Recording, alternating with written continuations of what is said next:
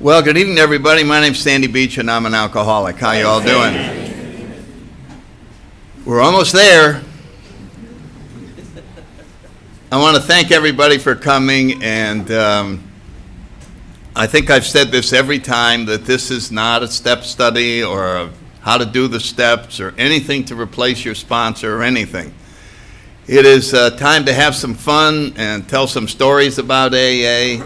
Talk about some principles that are involved in our 12 steps, and talk about the history of Alcoholics Anonymous and how AA is put together, and just share with you some of the thoughts I have on each of these aspects. Now, we just about wrapped up the history last week as far as the stuff that's in the history books. Obviously, we've been going through things over the last 15 or 20 years, but the historical figures have pretty well faded into the past. And the only two that are really left, well, they're not left, but that I haven't talked about. Bill didn't have any children. He and Lois tried, but they ended up not having any children. So there's no heirs over on that side. But over on Dr. Bob's side, he had two children, a daughter and a son. And the daughter, Sue, ended up running off to get married with one of the first guys to get sober in Akron, Ernie Galbraith, much to the chagrin of those around there. He was staying in their house. That is really taking advantage of your sponsor when you take off with his daughter. So we were doing outrageous things from day one, which is why sponsors don't look surprised when you tell them some outrageous thing, because it's already happened or they've done it. And I put down some notes on this.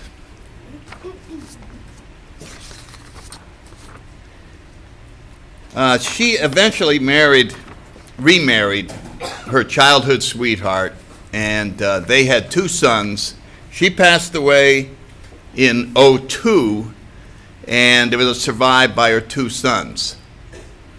Now, the two of them got together before they both died. Smitty was the son's name, and a lot of people around here may have met Smitty, because of all things, he ended up in Al-Anon, marrying an alcoholic. And so that brought him into the fellowship through a different door than his father was in. And the two of them collaborated on a book, The Children of, I'm forgetting the name of it, The Children of AA. And it's very interesting. Smitty talked about his own life, and he was a B-24 pilot in World War II and a very successful businessman, and remarried after his wife died, and a lot of us met his wife, and they weren't married but about a year when he died in 2004. The interesting thing when I read that book was to watch the beginning of Sue's story, and she took almost the entire first page to let everybody know that Bill Wilson got too much credit compared to Dr. Bob. And it's funny how that Akron perspective on things continued. It just continued over the years. Henrietta Seiberling felt the same way, and anything that she wrote or was quoted on, it just made it clear that there was too much publicity that went to New York. And to this day, there's still the tension. I think we talked about it before, on the two approaches to AA, the New York and Akron. Now, what I want to talk about before I get to the principles on the 11th step, we have a triangle. You've seen it, the circle and the triangle. And then you know that it says recovery, unity, and service, which are the three legacies of Alcoholics Anonymous. And we've talked about the steps, which are recovery, and we've talked about the traditions, which are unity, but we haven't really talked about the service side of Alcoholics Anonymous that much. So I'm going to take 15 minutes or so and give you my brief history and summary of that part of the triangle. Now, when you go back to the very beginning, Alcoholics Anonymous was pretty much run by Dr. Bob, Bill Wilson, and the Alcoholic Foundation Board. If you recall, Bill set up a foundation after Rockefeller wouldn't give him any money because he thought money would ruin AA. And Bill said, very interesting, but I want to raise money. So he got the foundation board and set out to use them to donate money to and to raise money. And from the very beginning, Bill wanted to make sure that there were more non-alcoholics on the board than alcoholics. And they hired a law firm to write the bylaws of the original board. And the lawyers had a very hard time figuring out how to put in a legal document what an alcoholic was. In other words, how do you explain being an alcoholic legally so that and they really wrestled with that. But they ended up with 3 non-alcoholics and 2 alcoholics.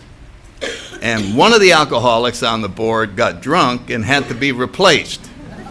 And so that started the thing that, well, we better keep the number of non-alcoholics in greater numbers than the alcoholics. And it became a sore spot with Bill as he felt AA matured and he wanted to change the majority over to the alcoholics. And that board was increased a couple of times, up to 9. And then in 1954, the foundation was over and we created the General Service Board. And since that time, that has been the entity that is mainly in charge of our service. In 1955, it was a big thing for Bill and the old-timers because at the St. Louis Convention, they wanted to, Bill knew that eventually AA had to govern itself, that all the drunks that are coming in had to be in charge of their own fellowship. Up till then, Bill and Dr. Bob, and they would run to Bill, what do we do about this? What do we do about that? But he knew he's going to die. Dr. Bob already had died. And so they had a formal passing on in 1955 of the 3 legacies over to the fellowship itself, and the General Service Conference became the conscience and director of the organization that you and I belong to. In 1962, the General Service Conference adopted Bill's manuscript on the 12 concepts, which give instructions to the delegates and the board as to what principles they should follow in managing the affairs of Alcoholics Anonymous. And the interesting thing is that that manuscript adopted by the General Service Conference is the only official publication in AA with a byline. In other words, by somebody, and it says by Bill W. Just a trivia thing for those of you who collect trivia out there. Now, until 1971, in spite of transferring everything over, we couldn't resist asking Bill's opinion on everything. You follow what I'm saying? He's still alive, and he's showing up, and he'd drop in the office once in a while, but it was really difficult. And so finally in 1971, when he passed on, we started running our own show. In the back of the big book, just about the last page, are the 12 concepts. And they basically describe where the authority in the fellowship is. They talk to the fact that the GSC is our voice and conscience. And then they establish certain rights. The right to make decisions, the right of appeal, and the right to participate. And that means we all get to participate as much as we want, and when decisions are made, they can be appealed. And so it's a very important thing. And the final one, these are not all of them, but I'm trying to give you a feel for what they are. It is a principle that never should power be centralized in one little group or one person or anything like that. And so that's a very important one of our concepts. So right now, what is managing our affairs are 21 trustees, and Bill was able in 1966 to get the majority of the trustees to be alcoholic. And now there's 14 alcoholics and 7 non-alcoholics that constitute our board of trustees. In addition to them, we have 93 delegates from U.S. and Canada in 93 areas in those 2 countries. And so we have a delegate from our area, and the way it operates is, if problems are coming up and we want to make sure New York and the annual General Service Conference hears about them and deals with them, or at least thinks about them, this is how it's done.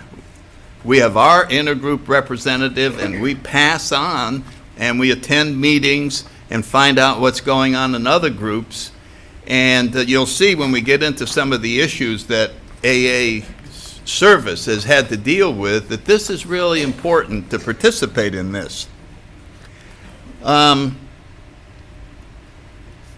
We also have the General Service Conference, and we have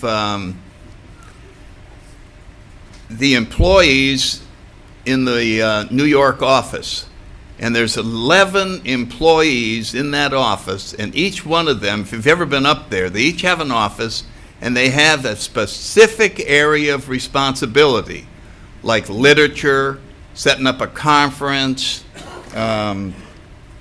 for dealing with people overseas, dealing with the professionals, dealing with prisons and jails. And in the absolute tradition of AA, every 2 years, they pick up all their crap and move over to the office next to them and take over the responsibility. So like, well, I was in prisons, but now I'm in literature. So that nobody gets to be, I'm in charge. And with that expertise, if something happens to one of them, there are other people there that know how that job is done while they break in somebody new. So it's a fascinating thing to go up to New York, and they just switched offices last month. So if you'd been up there, you would have seen moving day, and you take all your stuff to the office next door. The delegates have a term of 2 years. The trustees have a term of 4 years. And as I said, the GSO staff rotates every 2 years. Now, I did some research and looked at some of the issues, just so you know what has come up. And these are some that I decided to take a look at. One of them was reaching out. In other words, part of AA's job is to carry the message to other alcoholics. And the first example of reaching out goes all the way back to the very, very beginning, when Catholics were having a hard time joining Alcoholics Anonymous. You remember that story way back in Akron? And they came down from Cleveland, and the church said, well, if you keep going to the Oxford group, we're going to excommunicate you. And Clarence decided to start a meeting outside and not call it the Oxford group, and they were able to be accommodated. And since that time, They have made special efforts to reach out to blacks, women, Hispanics, handicapped, including illiterate. In other words, that became a thing. How do we help an illiterate person who can't even read our literature? What can we do to help that alcoholic stay sober? Pamphlets for gays, Indians, young, old. I can't believe they wrote a pamphlet for old. I don't feel I need any help. They're not talking about me. They're talking about old alcoholics that can't believe that they have the problem, and getting them to surrender and try AA is very difficult. The military, those in jails and prisons. So that was kind of, give you an example of reaching out. And so they would have meetings they'd come up with. This seems like a good idea. This is how we can go to jails. And so our institutions committees, and this is the kind of stuff that gets deliberated. The next thing was the professionals.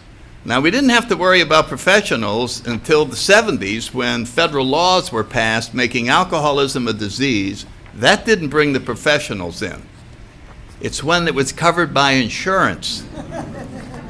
That brought the professionals in, because now you could make money treating drunks. Up till then, you didn't want them in your office. They never paid their bills.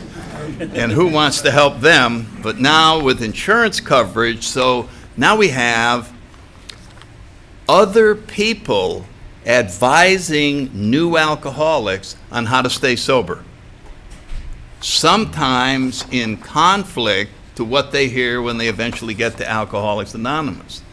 And so we had an outreach program so that AA could go and talk to professionals and make them more aware of what AA is doing. And then we ran into the treatment center, said, geez, the best counselors would be AA members.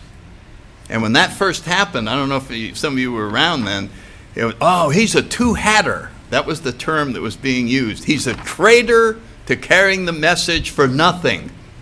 You follow what I'm saying? He's being paid to carry that message.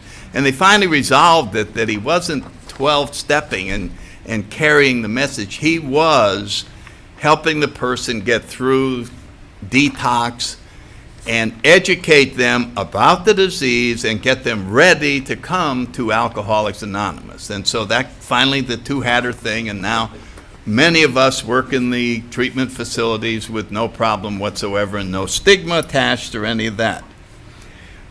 We ran into the first time judges started sending people to AA. I mean, I couldn't believe it. A guy came in with a sheet of paper.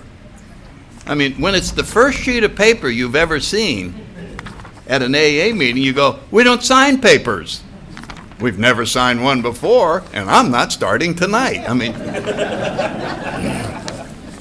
I think I'm capturing the essence of every AA group. We don't do it that way.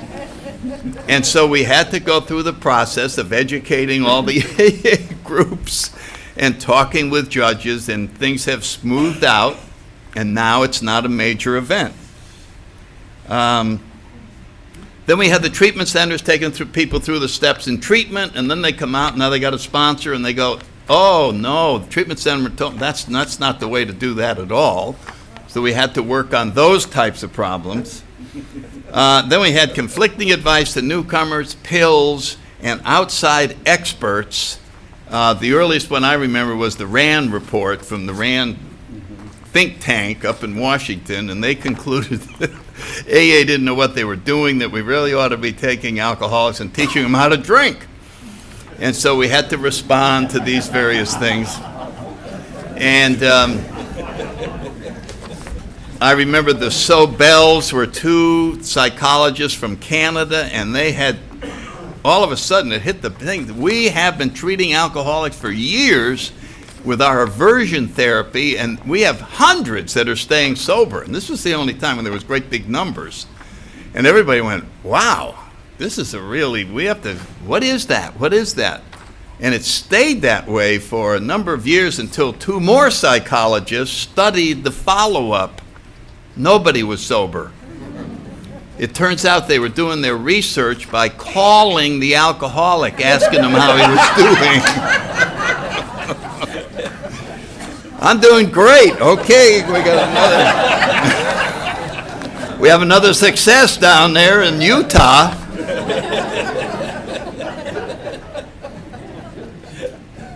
Okay, then we went through the types of groups. And this is within AA itself, people started identifying by women. Well, let's start a women's group, or a men's group, or a gays group. In other words, it had nothing to do with having a different disease. It is just that we find comfort in getting to people who are similar to us. And we've used that with women, gay, black, old, young, pilots, lawyers, and doctors. And I find them very useful when you're new. But then it's time to get into mainstream AA, where there's one of everything in the room, and not all around the table looks just like you, because all you get is the same perspective that you have. And there's nothing like an old housewife to tell a Marine colonel he's full of crap.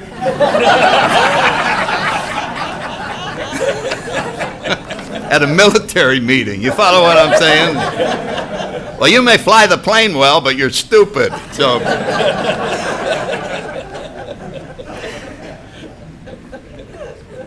Then we have a thing called meetings. So if a treatment center wants to offer a meeting type situation, sometimes we call that a meeting.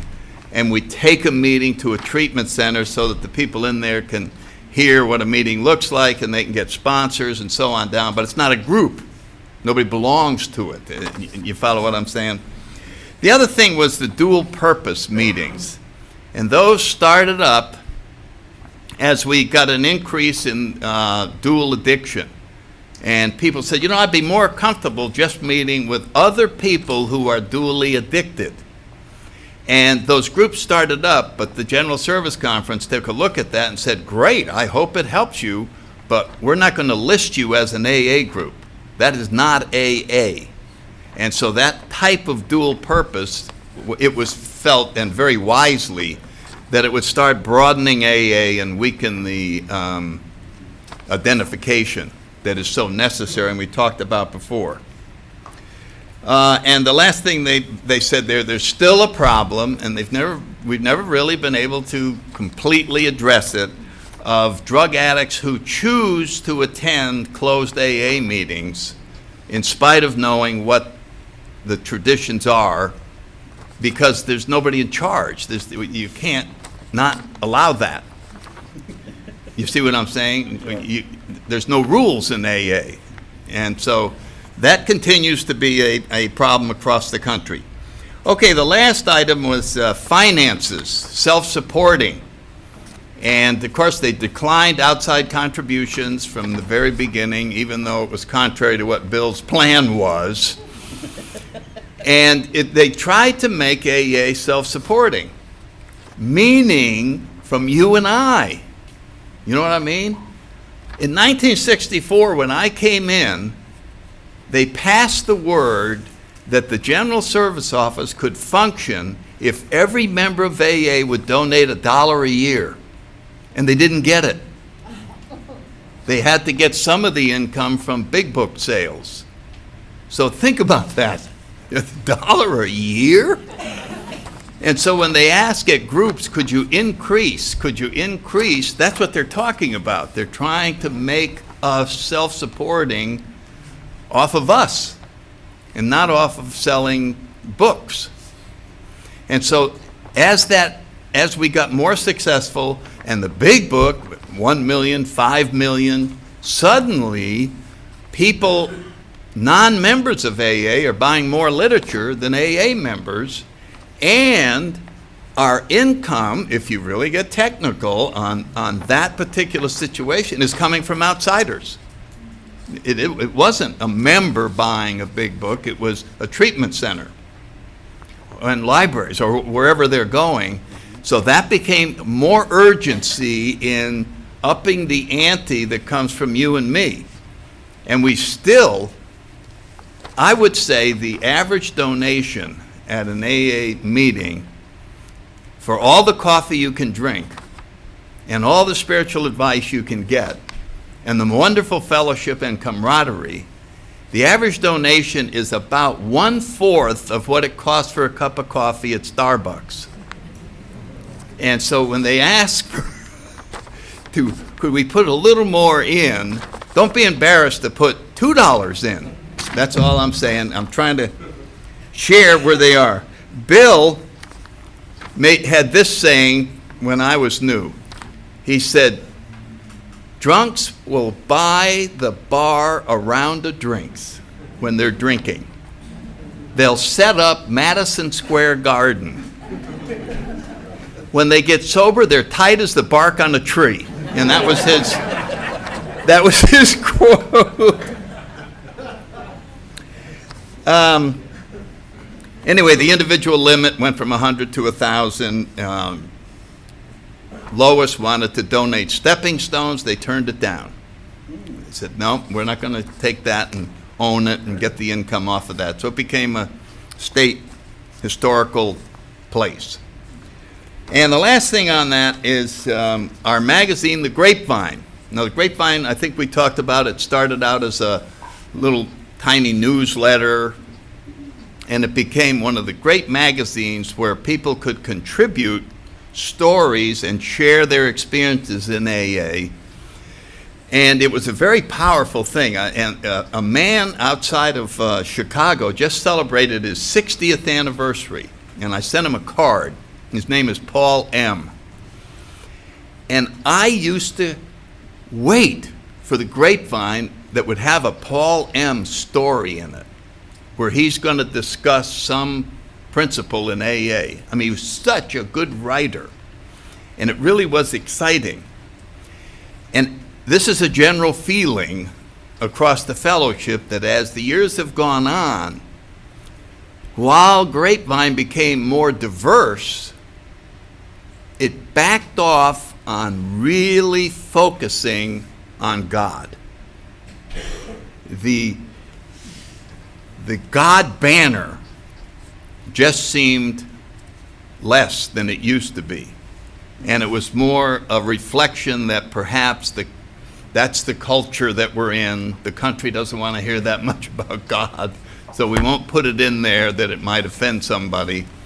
Now, that's just a few people's opinion. I'm sure there's other ways of looking at this, but that's the last thing that I was going to talk about in terms of the structure of AA, the history, and all of that. So now we're just left with the 11th step and then a total wrap-up next week about the whole deal and just some stories, and I hope it becomes a real fun wrap-up meeting.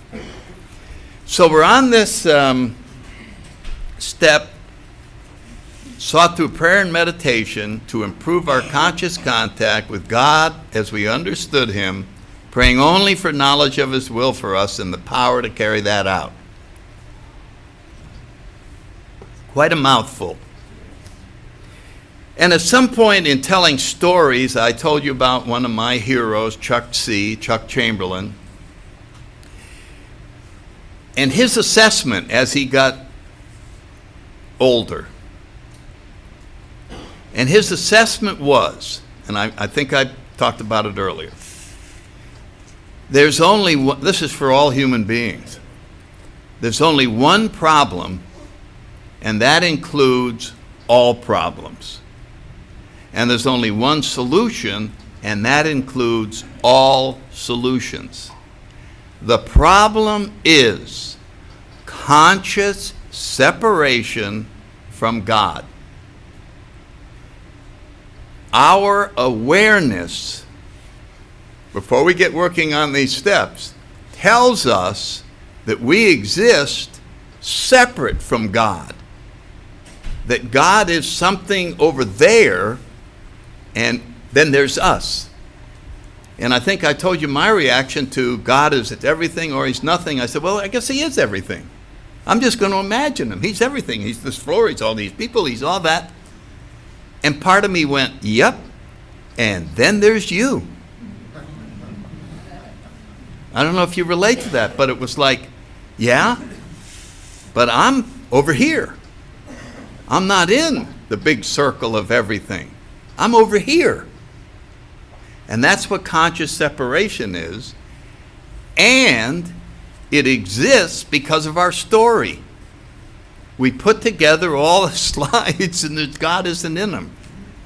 So whenever we look at the world that we created, there's just me at the center, just like in a dream. I'm the never did I have a dream I wasn't in. And so we become the center of our own lives, which causes terrible problems because it's us against them. It's, I'm the only one I can rely on. I have to be strong. I have to do this, and the world is unfair. And it's so overpowering, and it's all caused by conscious separation. What does this 11th step say? Sought to improve our conscious contact. No more separation. Conscious contact.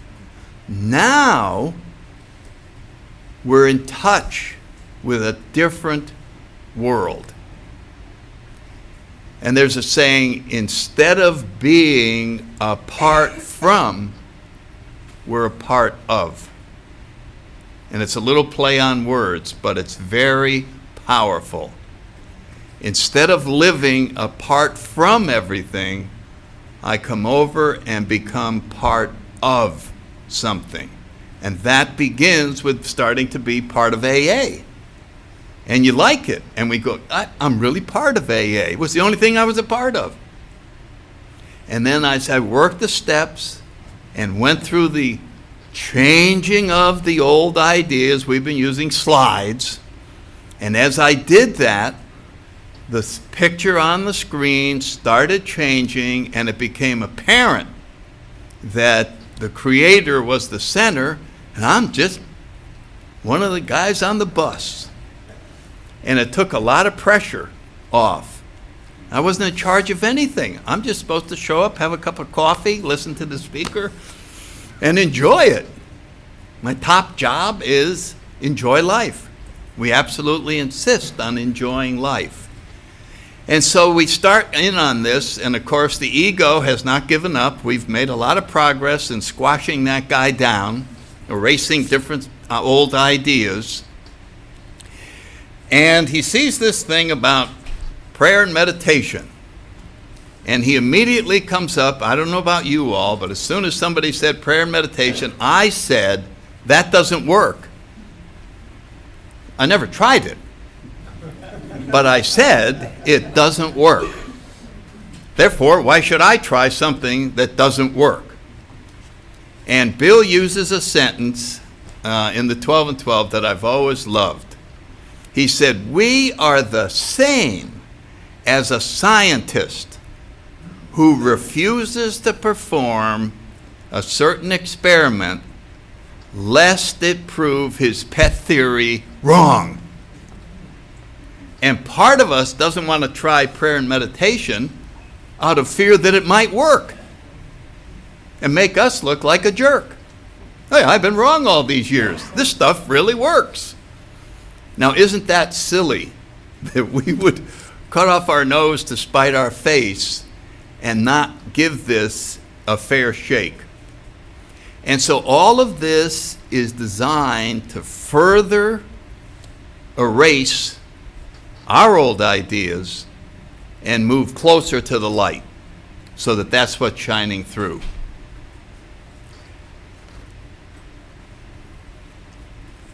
The other part of the thing I wanted to talk about was praying only for knowledge of His will for us and the power to carry that out. Now, many people, when they see that, they go, well, I'd like to do that, but I also want to pray for my uncle. And I want to pray for world peace. And I want to pray for the starving people over there. And I want to pray for this, and I want to pray for that. And there's all these causes that we want to pray for. And yet the step suggests praying only for knowledge of his will for us and the power to carry that out. It turns out this is a remarkable change in the traditional way of looking at prayer.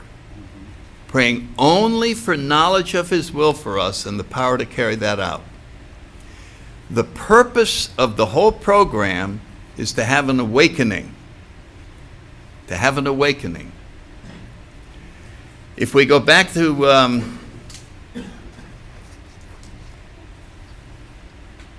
the varieties of religious experience, the author of that book said the greatest contribution that has ever been made to the human race are awakened people.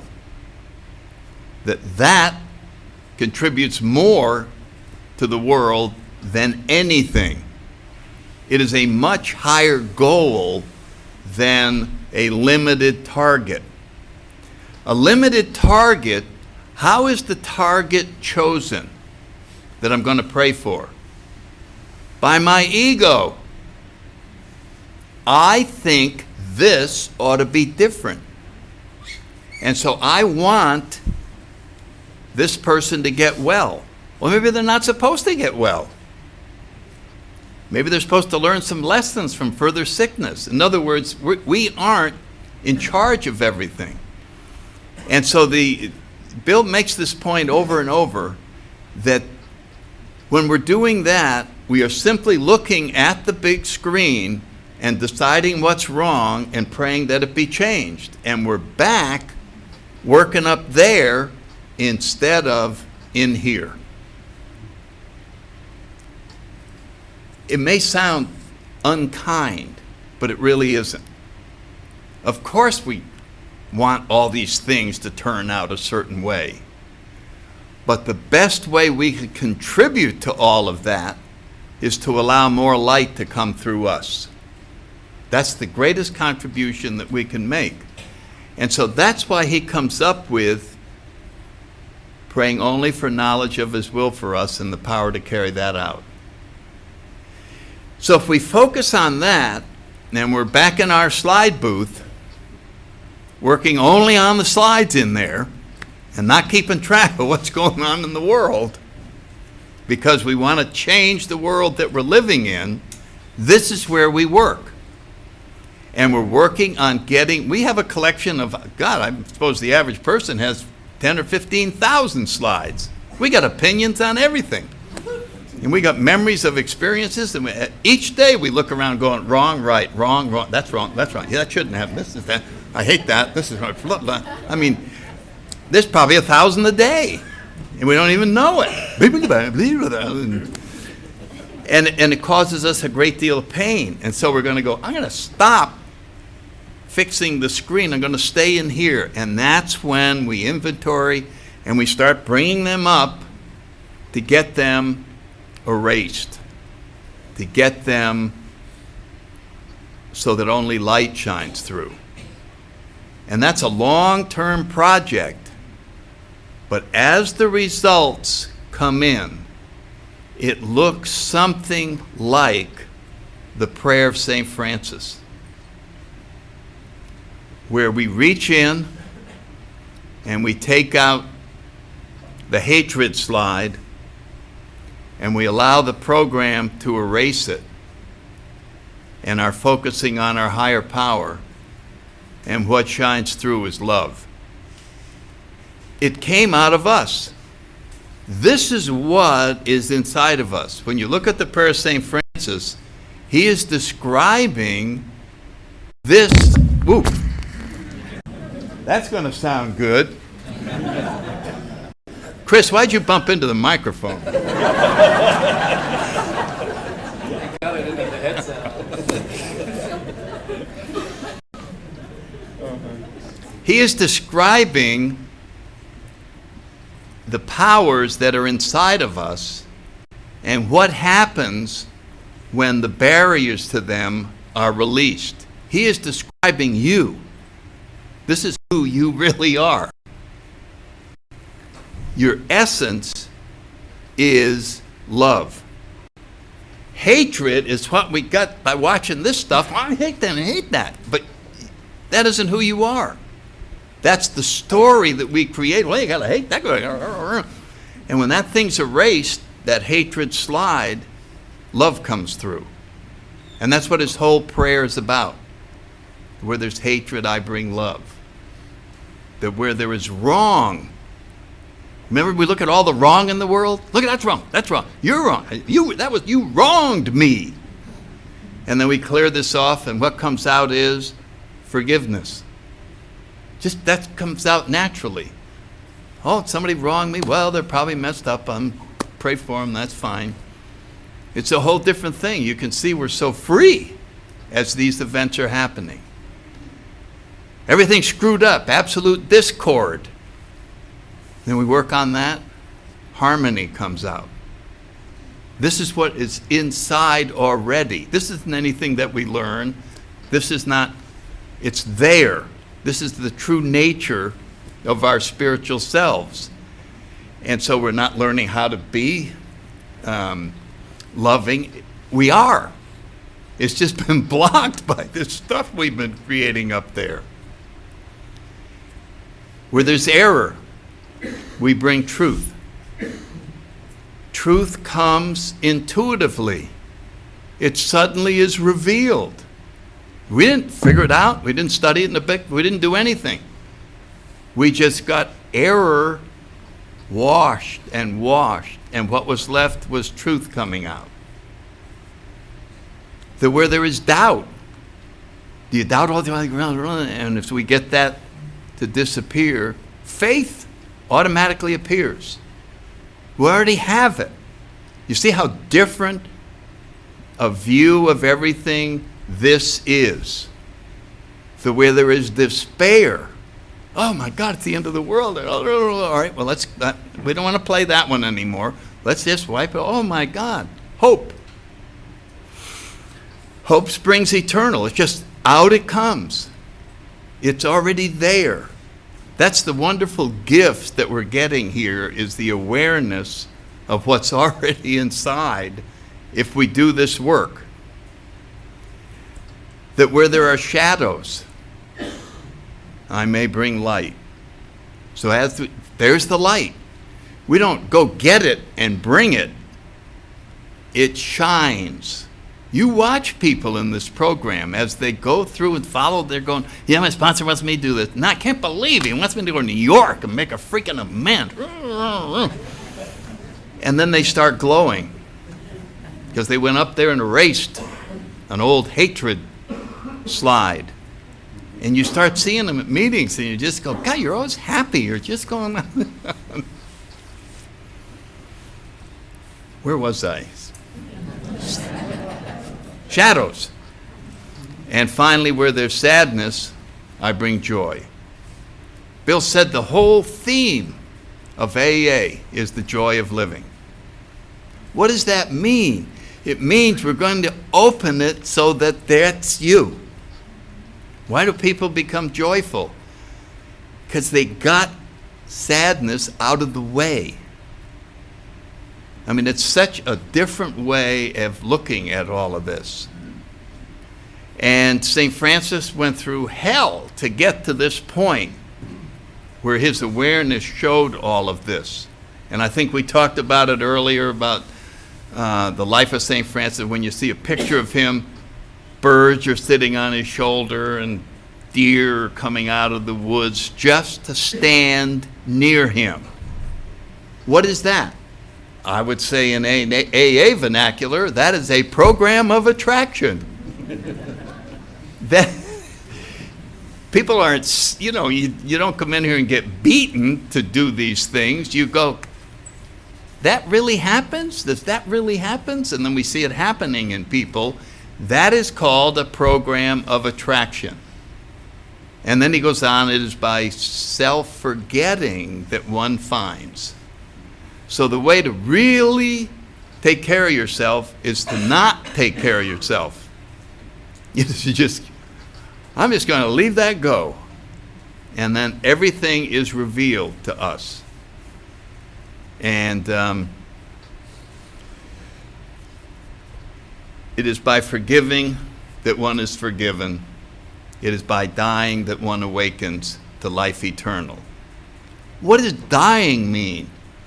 Clean slides.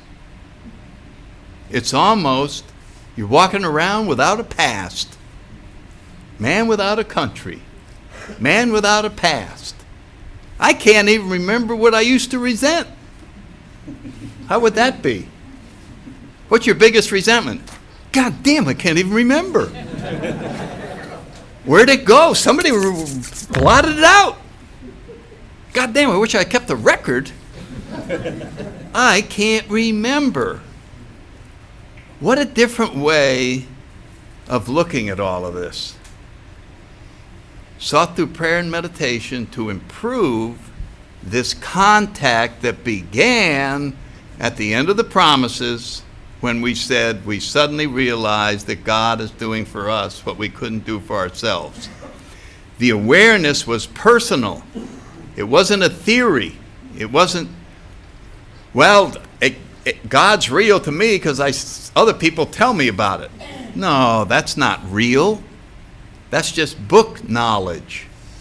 What we want in order for this to really work is for us to go, holy cow, I felt it myself. You mean this spiritual stuff works?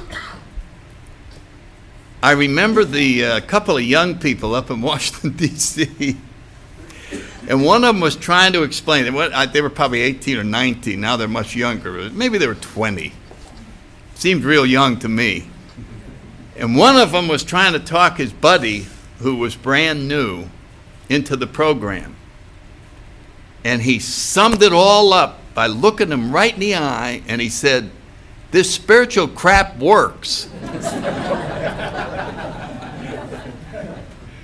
And you know something? That's the language of the heart. And I think his buddy went, it does? Because he said, this is what I thought it was before it changed me. I thought it was spiritual crap. And it stays that way until we do it.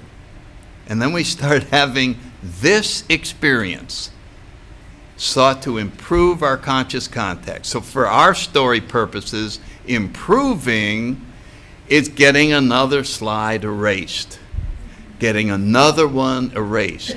Now, the more that we do that, the more, remember the problems that we want to help, we will intuitively know how to handle things. We will bring an awareness and a knowledge to the situation that we didn't have before, and we're going to contribute much more to every situation than we did in the past. And none of it's going to happen by learning anything. It's all going to happen by erasing what we know. Isn't that ironic? Oh, you know all about that? Come here. Now you don't. Now, we're not talking about knowledge about how to work a computer or how to do your job. We're talking about how the world works, your personal story about the world, your editorializing. That's what we're talking about here, because that is where all our problems are. As we said earlier, our problems are of our own making. Who made all these lousy slides? Oh, I did. Yeah, everyone in there I made. And I made it by thinking. That's how we create them. I'm going to think about this. Come to think of it, that was really bad what that guy did. As a matter of fact, the more I think about it, it's outrageous what he did. I'm going to think about it all night. I'm going to move it up to kill him. That's how you create slides. So thinking has to be out. And that's where prayer and meditation, we're trying to go into a state where thinking is sitting on the outside, not screwing everything up. Thinking is the ego saying, that prayer and meditation isn't going to work. You don't want to try that. You look silly. What if somebody came in the room and you got your eyes closed? They go, look at Larry. That's the ego trying to talk us out of doing this. Yeah, you'll look bad. You'll look bad. Whatever it is. It's not going to work. Remember, you tried it once when you were 15. You went, help, help, nothing happened. That's enough proof for me. We're just about ready to wrap up, but I will say that as I inventoried my ideas to get rid of, the ones that most of them were put together by the time I was 15. And I'm 40. They govern my life, and I'm reluctant to get rid of them, even though they produce terrible results. Well, look, you keep doing that, you're always going to get this, and you feel sick, and I know, but it's me. It's the real me. I hate to. That is the pride to hold on to the way you thought things should be or are. Your evaluation of the situation. The hardest thing for self-centered people to give up is their judgment about things. I'll decide what this whole situation looks like. And when we give that up and go through this process, we see what the situation looks like from God's perspective. And it's entirely different than from self-centered me. So I'll leave that with you. We're at the end of the time. I appreciate your attention, and I hope you come back next week for the wrap-up, and we'll close with the Lord's Prayer for anybody who cares to join in.